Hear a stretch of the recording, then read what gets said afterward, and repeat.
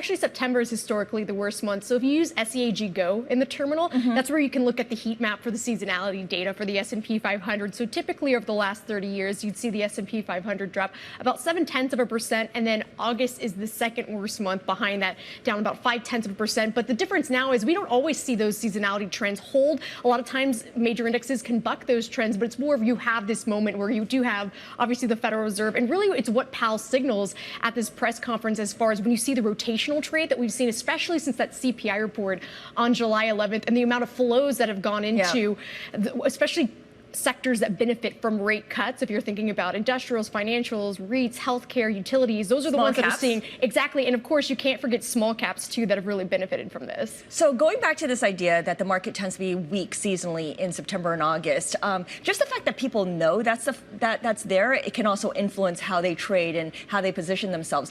What's the reasons behind it? I mean, has anyone come up with actual fundamental reasons? Well, there's some things that usually it's not really fundamental. I think there's a lot of things, especially if you look over the last few decades, that people like to point to as far as just basically volume being lower because not as many people are trading. And then obviously when you come back in September post Labor Day, when a lot of people, especially if they have kids and they're going back to school, there's different repositioning that happens there. But also if you're thinking about what could potentially happen, we might see something, especially if Powell does signal that rate cuts are on the way. You might still see something in this past few weeks where you see major indexes lower, like say with the NASDAQ 100, almost in a correction, dropped about 9% from that obviously July 10th high, but you could see still a rotation into small caps. So if you look at right now, the Russell compared to the S&P 500 actually heading for its strongest monthly gains since February of 2000. And then you can also see something similar if you're looking at equal weight. So the SPW relative to the S&P 500 on track for its best month since April 2009. So you might still see that movement in those particular groups, but then still the major indexes pull back if you're seeing,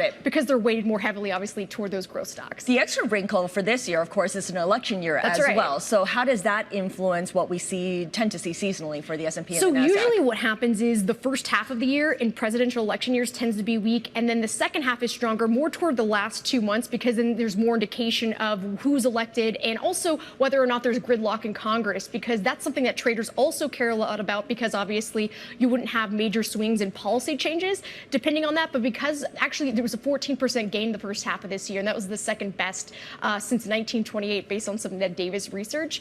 So because of that, it's a little bit more tricky going into how this could play out in the next couple of months, because again, it was front loaded with the gains this year in the S&P 500. All right, good stuff. Jess Menton, thank you so much. And of course, you can read Jess Menton's story on Bloomberg.com on what typically tends to happen to the S&P 500 in these summer months. And of course, with the added wrinkle that it is a Fed day.